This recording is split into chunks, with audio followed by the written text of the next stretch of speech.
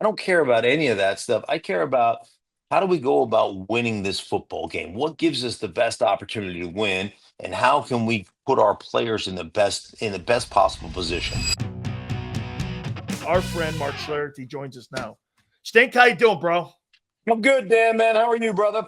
Holy cow, I see a USF Bull shirt on you. Oh yeah, my son is the pitching coach at University of South Florida. Get out of here. I just had Rob Higgins on my Tampa show. I do a Tampa morning radio show as well. And so I had Rob Higgins, who's been named the new CEO. I had Alex Golesh on. We were talking about it. That is a great baseball. It's a great baseball program. And you'll love this thing. The guy who was one of my dearest friends who set up the athletic department, who passed away years ago, was Leroy Selman. Okay. He built the sports program and was the athletic director. And they're doing great things right now in the American Conference, man. I really like what they're doing there. I love their stadium. It's so unique because the baseball stadium is the baseball on one side. There's a um, there's a common like a common walk area, and then the softball stadium is on the opposite side.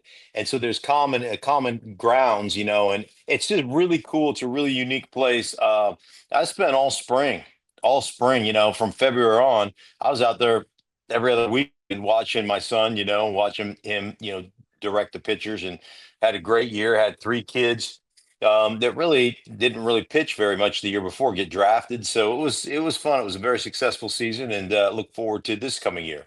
You need any help with any hookups, man? I got a ton of them down there for you, too. All So right. I got you hooked up here. Hook me up on this.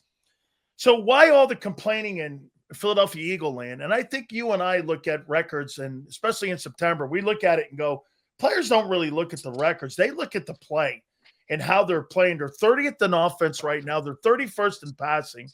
A year ago, they were number one in running. Now they're about 16th, I think it is, in rushing. Is this what they're going through right now? I mean, they've won 20 of 21, Stink. I mean, God forbid. Yeah. Here we are complaining. Tell me what you see with this Eagle team. Well, I think a couple of things. I think Landon Dickerson hasn't been fully healthy, and that guy's a beast at left guard. They lost Mekhi Becton to free agency, went to the Chargers. That dude would roll off the ball. So you've lost some of that inside pop, that inside break back, cut back run game where you're getting great movement, either front side or even backside. So you've lost some of that pop. I think the other thing that ends up happening is, and nobody talks about this, but you lost your offense coordinator in Kellen Moore, became the head coach of the New Orleans Saints, and he took along his quarterback coach, Doug Nussmeier, with him. And so all of a sudden, you've got lack of continuity between play caller and quarterback, play caller and offense in general. And I will tell you, as an offensive guy, man, there is great confidence born out of familiarity. When I know and I'm standing in the huddle and we're in a situation, second down and long situation, or second down and short situation, and I know beyond the shadow of a doubt the play that's coming in. I was in Denver for 6 years. We were what I would call a conversion team. When we got into second down and one, none of this baloney about taking a shot and see if we can get 40, right? And this goes back to the West Coast offense, and this goes back to the design of Bill Walsh. And one of Bill Walsh's philosophies: you want to win in the National Football League, render a pass rush useless in the fourth quarter. How do you do that? Man, if we're second down and one, we come off the ball, Dan, and on the front side, we're mosh pitting your ass. And on the backside, we're cutting you down and making you get off the ground. And we do that enough times. You know what you're not very good at? Having the energy to rush my quarterback in the fourth quarter Yeah. when it's nut cutting time. And so we were a conversion team. And I'm telling you, second down and one, second down and two rolled along. I knew it was going to be 14-15 handoff, 18-19 force, or QB sneak. There's three plays that are coming in. Not this, hey, we're gonna boot and no, We're gonna beat you up. Oh, not let's play the quick game and run, let's run a curl flat and let's try to get the flat out there. Like, oh, let's throw a bubble screen. That'd be great. Or let's no, let's run a jet sweep. Wouldn't that be tricky? Uh-uh. You know what we're going to do? We're going to wear your ass out. And so you lose a coordinator, you lose a quarterback coach. Man, there's a lack of continuity. There's a lack of that understanding that you're developing right now. And like, here's when you know you're good: when you haven't played great and you're 30th on offense and you find a way to win games late.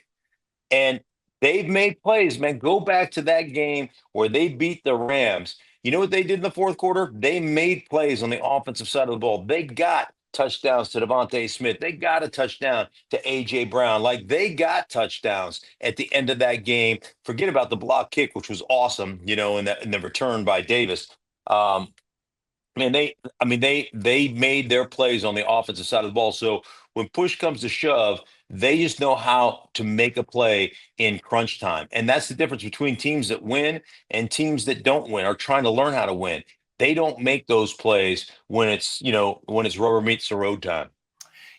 I talked this morning to Steve DeBerg, and he said something interesting to me. Steve DeBerg played 18 years in the NFL, numerous coordinators, Dan Mhm. Reeves, all the guys he's had. You know what he said to me about teams like the Broncos and the Eagles? He goes, I'll tell you what, you have an advantage over the rest of the league. The league is built on stopping the pass game. And the linebackers today in the National Football League stink. They're not they're not Levon Kirkland anymore. They're not those guys Yeah. that you were hammering into that were 250, 260 pounds. These guys play in space today. They're 230 pounds. They're 215 pounds. He said any team that can run the ball has an advantage in today's game because the NFL today is not built for really stopping a running attack, which is wild, isn't it? Look at the contending teams a year ago. Look at all the teams with the big running backs that you have. Look at how you're rebuilding the Broncos right now. You're rebuilding it through the run game. You got a guy averaging 5'7" a carry in Dobbins. You got the best O-line in football. And these defenses today, is that right? Do you think that any team that has a running attack, you have an advantage over today's NFL because the majority of the league are paying corners and edge rushers. And if you Mhm. can run the ball, dude, you have an advantage against today's defenses. Yeah, I don't think there's any question. The other thing, and you're 100% right. What has happened is because, the passing game became 60% of what you run, or 65% of what you run is all the passing game. And so what, everybody tried to do is either play small, play in nickel and play in dime pass packages. A lot of teams will call it big nickel. They'll have instead of two safeties, I'll have three safeties. One of the safeties playing the nickel, like where they you normally have a corner, he's a safety Yeah. now. And so, like, you get all those things, or dime. They'll run dime, and they'll have one of their DBs. The Chargers do this a lot with Derwin James, where he's playing middle linebacker essentially. So they'll get into that six DB set. But ultimately, if you're built to attack that stuff, because you're right. I mean, I'm watching linebackers that are 215, 220 pounds. Now they can run like the wind, and so one of the things you want to do to those linebackers is, if you got a guy that's sideline to sideline, but he's 215, make him stop his feet. Yeah. Don't let, I mean, that's when you get into tight zone. That's when you get into duo, when you get into straight downhill. Like, hey man, we're not going to let you run. So when I was playing in Denver, when we play the Chargers, Junior Seau was dude. So the thing that made Junior Seau, I mean, there's a lot of things that made Junior Seau great, right? I mean, unbelievably athletic. But where he was a nightmare is that dude was completely unsound. Oh He my would God. do, Rodney Harrison would tell me all the time, he go, we call a play in the huddle, and all of a sudden we're wondering where he is. And Stink, he would make up with it with his speed. He'd tackle the guy 25 yards down the field because yeah. he broke the scheme. He was always out of the defensive scheme. So he would be like, you'd be on the backside and he'd be like an A gap linebacker, right? And you come to cut him off and he'd run through the backside C gap and then run all the way down the side and tackle the guy for a 1 yard gain. And you're like, there is no way in the world he should be able to do that. Like that. And so he'd be all over the place. But the key to playing him is straight downhill, like ISO and, and tight zone. and don't let him move his feet. Make him take blocks on. Now he's still good at it. Don't get me wrong. Like Yeah, I get. that Yeah, was still a challenge. I'm not saying it wasn't a challenge. It was still a challenge, but you got to take advantage of that stuff. So with these guys that are small, that are slenderly built, aren't very big, you got to lean on them. Now, part of the problem with the offensive side of the ball is we have devalued blocking tight ends. Hmm. We want guys that are split outside the formation, that are in the slot, that are wide outside. As you know, we extend them outside the X or the Z receiver, right? And we get real tricky with those guys, and we're trying to match them up in the passing game. But those dudes are glorified wide receivers, and they don't want to get in the box and block anybody. And so, if you have, like, I just called New England last weekend, and they've got Hooper, Austin Hooper, and they've got Henry. And those guys not only can run routes, and they've been good route runners in this league for a long time, but both of those guys will block. And I'm telling you what, they get into those, two tight end West formations, whatever you want to call them, whatever your call is on that stuff, and they're tough because now you have to decide as a defense, we're going to play you in that big nickel. We're going to bring in an extra linebacker, and I'm telling you, you're 100% right, man. It has come back full circle, and teams are saying, man, this is the way we're going to attack defenses. The other thing it does, like for me, I'm watching. I've got Carolina, Miami this weekend. Okay, and you look at J.C. Horn, who's a damn good player, and they lock J.C. Horn up in man-to-man coverage on the edge into the boundary. That's what he does. He's a boundary corner.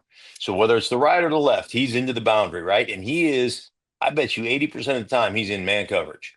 And they'll kick, they'll play single high safety and they'll kick everything out there and they'll play zone on the other side, but he's in lock. His cover three lock. Boom, let's go. And so like I look at it like I'd get into West slot, two tight ends on one side, into the boundary, bring my other wide receiver over there and say, let's see if you want to play football today. Because I'm gonna run the ball down your freaking throat over there and make you start tackling people because you're a damn good cover guy. But I'm gonna see if you want to actually tackle people. Like that's I look at it and go, I'd be all over that. Now, does Miami have the personnel to do that? You know, I think, but we'll Well, see. we'll see. Hey, tell me about the Broncos, man. They've rebuilt the football team. Obviously, I mean the defensive line, the edge rushers are exceptional. Their pass rush now, again, maybe look at who they've played a little bit this year. I don't really like playing that game. The Yeah. offensive line has been good for a year and a half or a year and 4 games, though. Tell me who they are, Stink. I mean, how good Yeah. is this football team and where they're going? I think they have a chance to be really good. I'll be honest with you. Bo Nix has been um, he looked frenetic in the pocket. Huh? He has been he played pretty good last week against Cincinnati. He made one mistake down there throwing a pick, but it was fourth down, and it's like, either running in or throw it. I mean, they went for it on fourth down and one. It's not like if you don't convert, you can kick a field goal. They don't give you 5 downs, except in college football when CU won a national championship. So, but who, The famed Michigan game. right. Thank you. I kid because I care. But like he has just been frenetic and he has missed a lot of open targets. And I mean underneath targets. The other thing that he has done occasionally is, they're running like some type of smash or whatever, where they have a flat and they have a corner behind it. And he's so trying to get the big play, and the corner is falling off to get depth. And by the time he gets it out to the flat receiver, the guy's already out of bounds or the guy can't make a move. And so like take what's given to you. And like he just looks hurried at times. And when he gets hurried at times, and it's not because he's under pressure, it's because he just is almost like spastic or Is anxious. it pocket presence? Yeah, it is. And it's just like this. I mean, he plays with unbelievable energy. And so there's the juxtaposition of playing with great foot energy without being in a hurry. It's like it's like the coach UCLA all those years ago.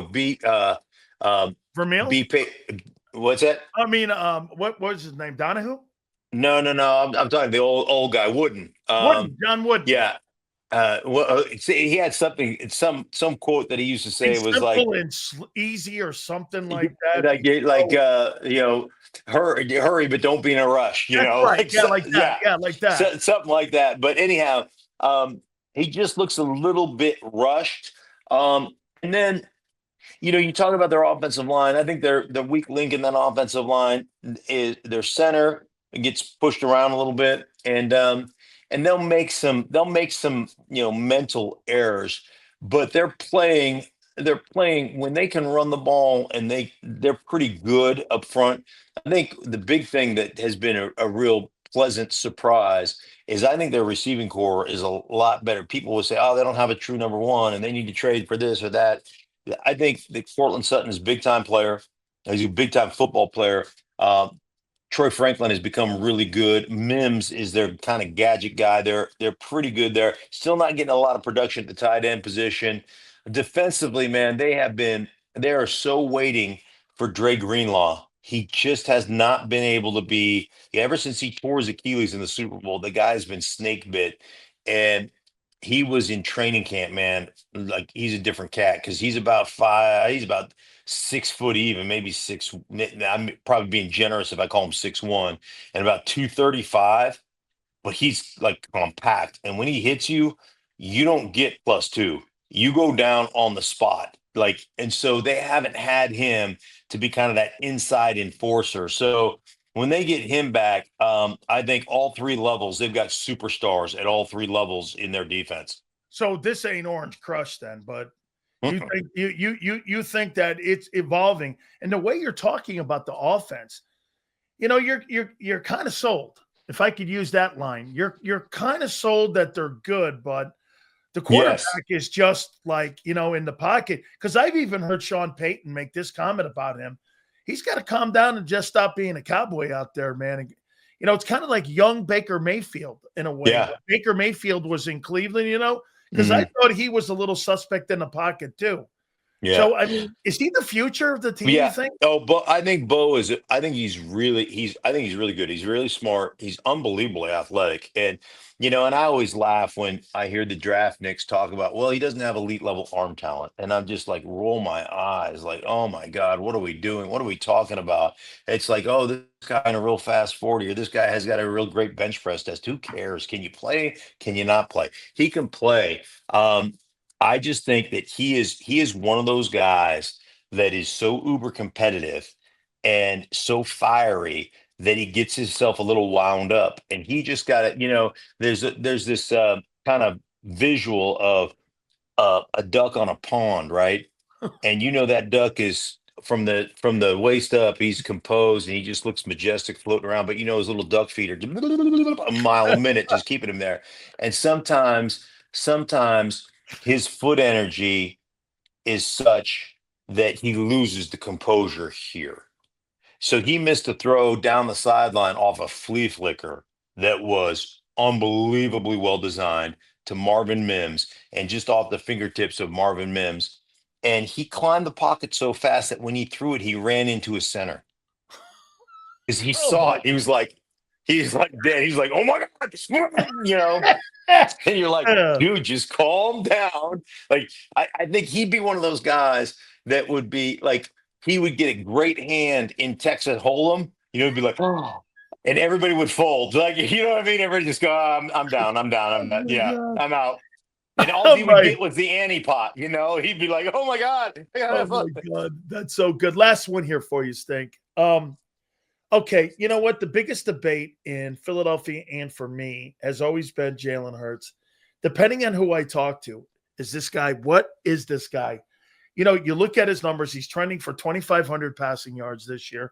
Stink, I know that that's not the metric on winning. This is a team sport, it's winning. They're 31st in passing. You know what Phil Simms said to me? So what? And I was Mhm. like, okay. I mean, some other people go like this. He's overrated. How do you look at Jalen Hurts as a quarterback on that team? He's gotten them to two Super Bowls at that position, and he's played lights out in both of them, and they should have won both of them. Um, I love unselfishness. What do we got to do for me to win? What do we got to do for us to win? And is this week it's me carrying the ball 10 times? All right, I'll carry the ball 10 times. Is it, six tush pushes? I'm in. Is it, and he has had games where he has been, great throwing the football.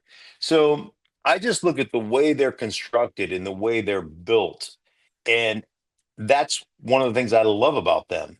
Is like the Baltimore Ravens. They lose to Kansas City the other night, and I know they're beat up and I know they've got a lot of injuries. But how do you walk out of a game when you have Derrick Henry as your running back and he gets 8 carries? Yeah, I unbelievable. like it's as though when they get into a game with another elite quarterback, all of a sudden they say, "We're going to prove to you that Lamar Jackson is a true drop back quarterback." And what makes Lamar great, and he's awesome because you get so many access throws because you get so many single high looks when you're Lamar Jackson because of your ability to run. That I Mhm. mean, and because of the way they're built. I like if I am going to lose, I'm going to lose doing what I do well. I'm going to lean into my identity, and if you kick my ass, you're going to get my best shot, and it's going to be doing the things that I do. I'm not going to all of a sudden trick you. I hate that.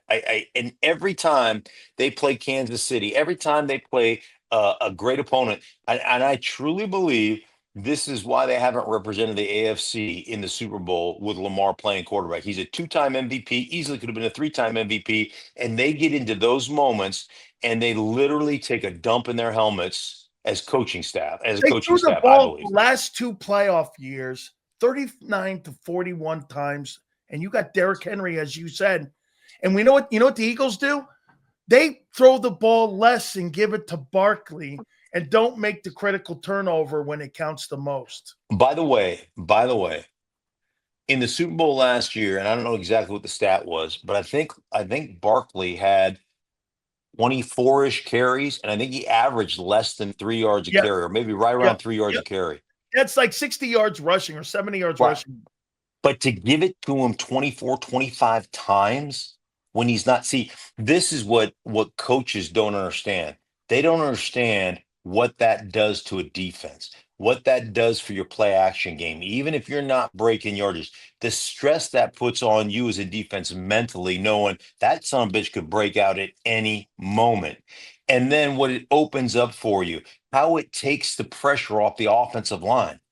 Like it just blows my mind that people don't value, like, one of the things I've consulted with a bunch of teams over the years. One of the things I tell coaches all the time is you have to understand you got to change your philosophical approach to running the ball, and you have got to fall in love with a 2 or 3 yard gain because of what it does for you, Hmm, how it is a tool for your offensive line to take the hmm. passive out of pass protection.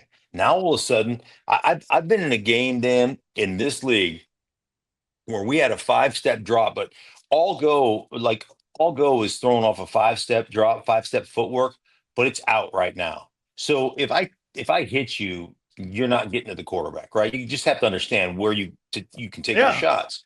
So I've had an all go where I'm one on one with a guy and just came off and this pile draw, just run blocked it.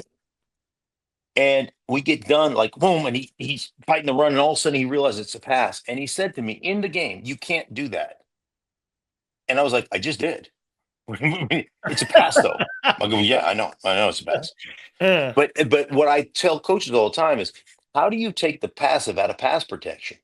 How do you give me a fighting chance to Yeah. win on a consistent basis? How do you give me the opportunity to basically sell you a bill of goods that's garbage? I'm trying to sell you waterfront property in Arizona, right? That's what I want to do. That's what play action does. That's what the run action stuff does. But if you like go 2 yards, I told one coach, I said, You know what I hate about you?" I was consulting for this team. And he's like, "Oh my God, here we go." I go, "Let me tell you what I hate about you." I go, "You'll run the ball 4 times and you'll get 2 yards a carry. And you'll throw your hands up in the air and you'll be like, "I can't run the ball." But then I said, but you'll let that shitty quarterback throw 7 incompletions in a row and not even think twice about it. What's wrong with you? What seriously? What's wrong with you? And until you kind of start to understand, like I think the greatest coaches that I've ever been around understand what everybody's problems are. You just said something to me right now that you just corrected me. And I'll tell you how you corrected me because I kept doing this. Why are they running zone runs into flooded lanes?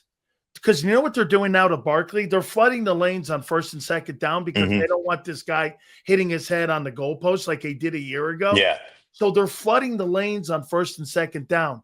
Stink. I'm watching this going, they would rather have that play versus getting the ball to A.J. Brown in a football game, and they're banging their heads in there. And for you, you're saying that sets up later on in the ball game when I'm going to be able to get that ball either to that player or Jalen has to make a right. play on third down with his wheels. That is going to be effective in tenderizing the defense and making sure the defense knows we're not getting rid of this. We're not going to Right. abandon this. So just like I told you in the Rams game, how good are the Rams on defense? They're great. They got a lot of young players, a lot young good pass rushers. Versus a great player and stuff. But you know what happened? They scored a bunch of touchdowns late. You know why? Because they beat you down to the point where you're no longer an effective pass rusher. And now guess what we can make? Hay. We can make hay in the fourth quarter. And that's how, I mean, there's, the old saying, there's the more team or more games are lost than won. Like, how do we win football games? Like, because that's ultimately what it really becomes about. And like I said, the great coaches understand, like, one, what are our strengths, and then how do we mitigate our weaknesses, and what is for each individual group, what do we have to do to help that group have success? I say it all the time, and I'll say it to you. Put a guy in a position to lose. Don't be surprised when he loses. You're the dumbass that put him there. Don't ask guys to do things that they don't do. Don't ask Lamar to get in a quarterbacking drop back game with with Mahomes. Don't ask any quarterback to do it because you know what, you're going to lose. Hey, you lose that, and it's not a knock on Lamar, and it's a knock on what we Coaching. do sometimes as coaches to prove like we're right. Like I pick games. I pick games on the Stink of Truth podcast. I pick my games. I'm literally rooting for my picks, right? I don't have a vested interest in the team at all, but I'm rooting for my picks. Why? Because I made the freaking picks. I wanted to have success, right? Hey, And a coach is like, hey man, what's going to help us win? Not what's going to help, the stats of this guy or that guy or what, I don't care about any of that stuff. I care about how do we go about winning this football game? What gives us the best opportunity to win? And how can we put our players in the best possible position? last one for you, man. Okay. So Hmm. I saw you on Patrick, and you think that the tie with the Packers and the Cowboys is the most un-American thing you possibly could have. I'm sitting around watching this thing for 4 hours, and I go like this. Really? Why don't you at least give me the college playoff or something? I want a winner. I want something. I don't want to come out of the game 4 hours. Right, right. That's what I'm like, are you kidding me? We ended in a 40-40 tie. And like I said, man, I said it on Patrick. I'm like, and it's you people, but Josh Allen didn't get to touch the ball, and that's not fair. I don't know. We're paying our guys on defense to get a stop. Like, that's like that's football. You had 60 minutes to win it, you couldn't win it, right? What's wrong with sudden death? Sudden death is American. Like I said, it's sudden, and it's how can that be any more American? And there's nothing more American than that. And I'm with you. You sat around for 4 hours watching this masterpiece. And then, I mean, seriously, you painted this unbelievable masterpiece, right? And it's just like you're putting the final brushstrokes on the Mona Lisa. And then all of a sudden, you freaking sneeze and your nose sprays snot all over it, right? And you're like, oh, whoops. You're just like, stop. And it drives me crazy. I want a winner, and I don't want some hokey. shootout like they have in soccer or hockey. You guys can have that garbage, or hey, let's get out there and run 40s. See who has the fastest 40 time, the best 40s. bench press, right? Like, let's do a field goal kicking contest. No, you're all soft. If your parents didn't tell you that life ain't fair, right? Then they didn't do the proper job parenting you. That's the problem I'm having. Oh my God, that's so good, man. I mean it. I'm with you 100%. I'm going 4 hours. I'm watching this. Are you kidding me? Holy cow! I'll take an arm wrestling contest. Do something physical here to make it happen. I don't give a crap what it is. I want Americans like winners. We don't like ties. It's why we hate soccer. We hate soccer because of ties. It's why we don't watch it. Stink, you're awesome, man. You're awesome to me, and I thank you so much. If you're ever in the Denver area, folks, he does a spectacular job there. And also, again, for Fox, too, he covers the National Football League. He's one of the analysts for them. Thank you so much, brother. I appreciate you. My pleasure. Take care, Deb.